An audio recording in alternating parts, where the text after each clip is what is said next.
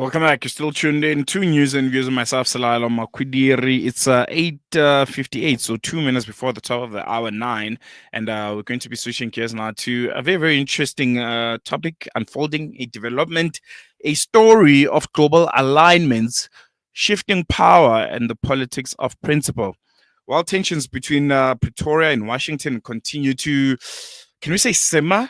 The head of South African National Defence Force, General Rudzani Mapwanya, has just returned from a high-profile visit to Tehran. His mission, well, to strengthen defense and diplomatic ties with Iran, a country the United States considers a strategic adversary.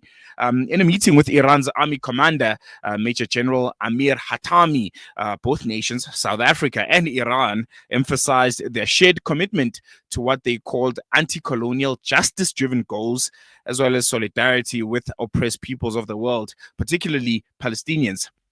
Hatami praised South Africa's stance against U.S.-Israeli policies, calling it courageous and commendable, while Mapwanya in turn denounced Israel's attacks on Gaza and the West Bank and linking them to South Africa's ongoing genocide case at the ICJ. But deepening ties with Iran also risks further straining of relations between South Africa and the US. The situation is already pretty tense, and especially this is coming at a time when the United States of America is watching South Africa's partnerships with Iran, China, and Russia quite closely. So it's going to be interesting what kind of reaction will come out of this. But also, from a South African point of view, this realignment, what stems from it? What's inspiring it? Especially now, looking at Donald Trump's tenure and how our government has been trying to navigate the choppy waters thereof. Yeah, so it's really, really interesting. And to help us unpack if whether or not there could be implications for this visit to South Africa by the US, and again, what does it tell us about South Africa's foreign policy direction? I'm joined by international relations expert Donovan Williams, who's going to try and dissect and answer some of those questions for us. Donovan, thank you so much for joining us. Welcome to Salam Media. Really appreciate you giving us your time this morning. Thank you so much. I'm sorry there were some problems trying to connect, but hopefully you can have a great conversation now. No worries. I think you're loud and clear, and we're glad that you're able to join us. I think let's just touch on the headline: South Africa deepening ties and links with Iran at a time where the US is looking at who our friends are and how they interact with them. What do you make of this development? South Africa, Iran, looking to strengthen relations at a very, very critical time in world geopolitics. Look, I think firstly we must separate the current United States and its isolating of itself by being so strident on its interests, or what it regards as its interests. It may be said that it's not necessarily the United States' interests, but its president's interests individually, as opposed to a country, from what has been strong relationships between Iran and South Africa. Historically, when I say historically, I mean particularly post-94 with the democratic South Africa. South Africa has always had strong relationships with Iran, despite Western antipathy towards Iran. It has pushed for it's pushed support for Iran to be integrated back into the world community, even when the Western world were having sanctions against Iran, etc. This has been from the time of Nelson Mandela, Thabo Mbeki.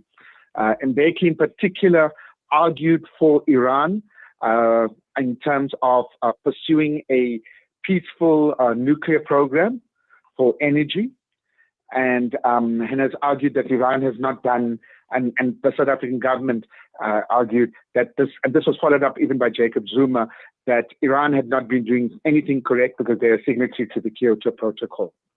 As we know, one of the largest South African companies, MTN, has come under fire very often for being one of the major investors in Iran as well.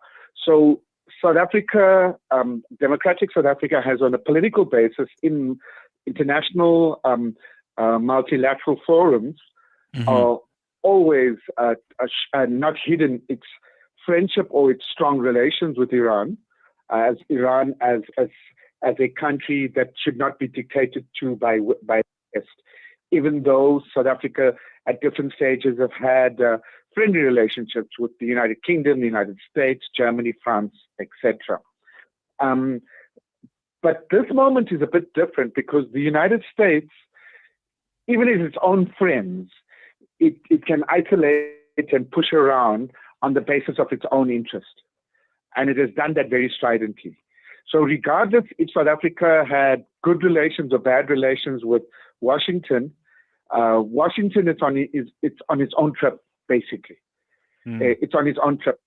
Now, on the visit of the general, the head of the National Defense Force, a statement was issued actually by the presidency, where it was taken aback because the chief of the National Defense Force is not responsible for diplomatic relations. An objective of a trip of deepening or building diplomatic relations is not the responsibility of the head of the National Defense Force.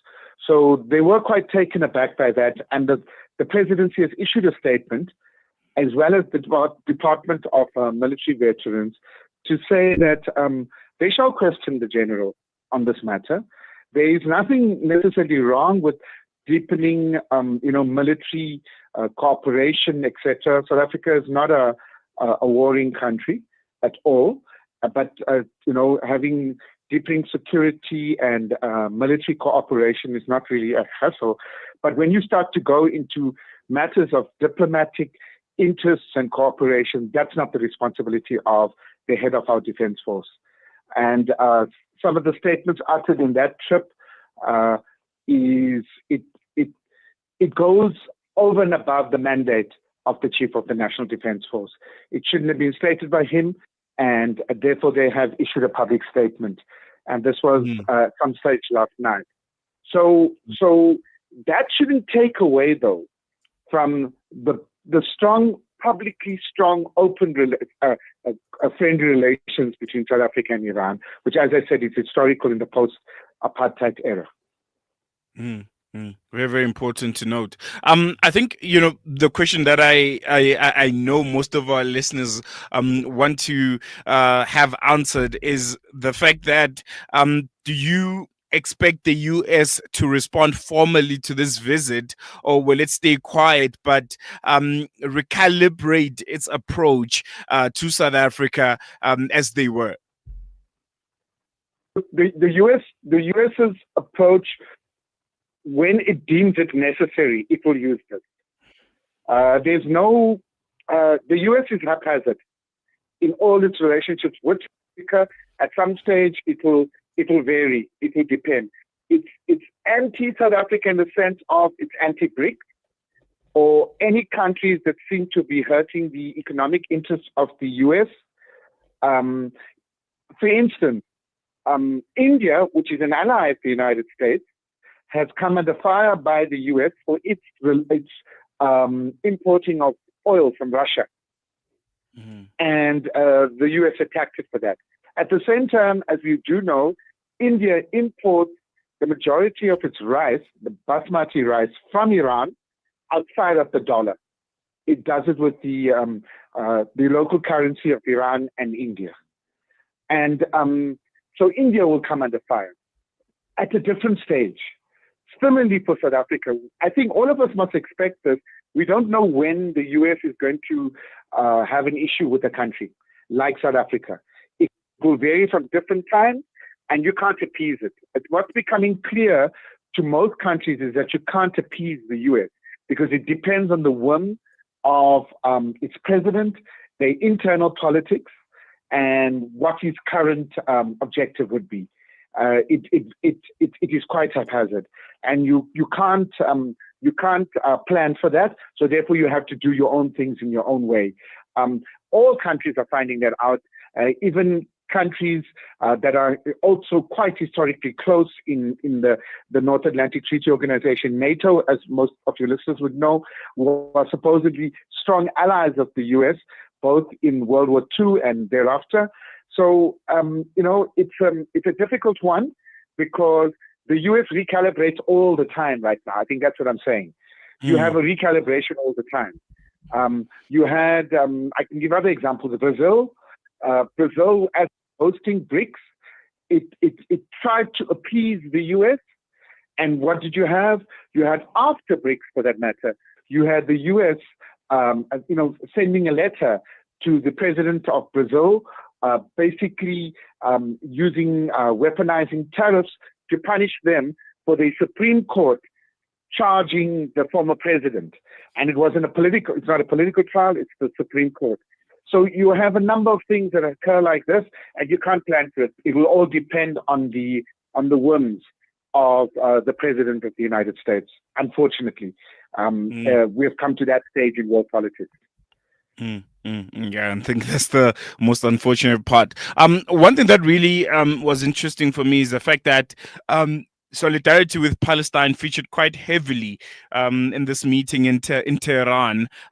How much of this is genuine principle, and how much of it would you say is strategic positioning from the two countries? Look, I think in fairness to both the countries or their governments, the issue of Palestinian liberation is a principal matter.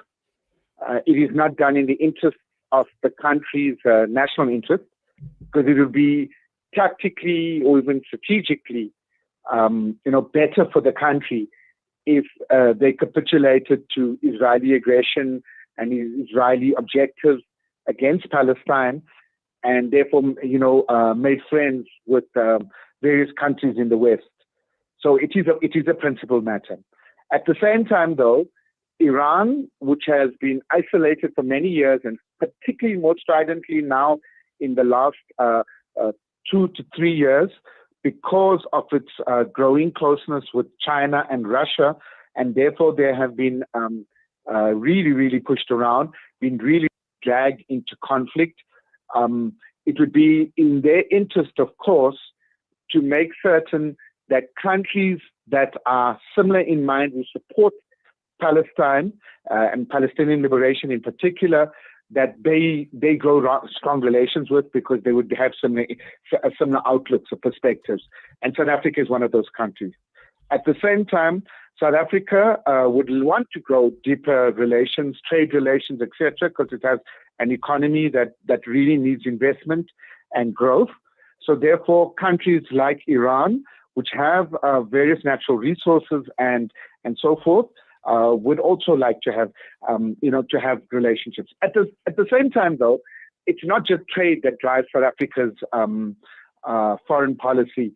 It has always historically looked for friends of like mind to cooperate with in international forums, where South Africa has been quite influential in that regard. But I would repeat this, that wouldn't be the task of the general. That wouldn't be it at all. That was unusual. It was very, very unusual. It shouldn't have occurred. A visit to Iran there would have been nothing untoward, but he shouldn't have been going into political discussions like that. And the statement by the South African government, I think, is going to be viewed, unfortunately, it's going to be viewed as, oh, now you're trying to please and please the United States. When I think the general, though, put the South African government in a very difficult position by going into political matters and diplomatic matters. He shouldn't have been doing that. No, definitely. Donovan, thank you so much for joining us. Always a pleasure. Really, really appreciate your insights. And hope we chat again soon, as there's so much that is happening in the international relations space, diplomatic ties, varying countries. It's seemingly starting to look like a new world order, as many predicted. Yeah, it does. Thank you so much. I enjoyed the conversation, and sorry about the connection issues earlier.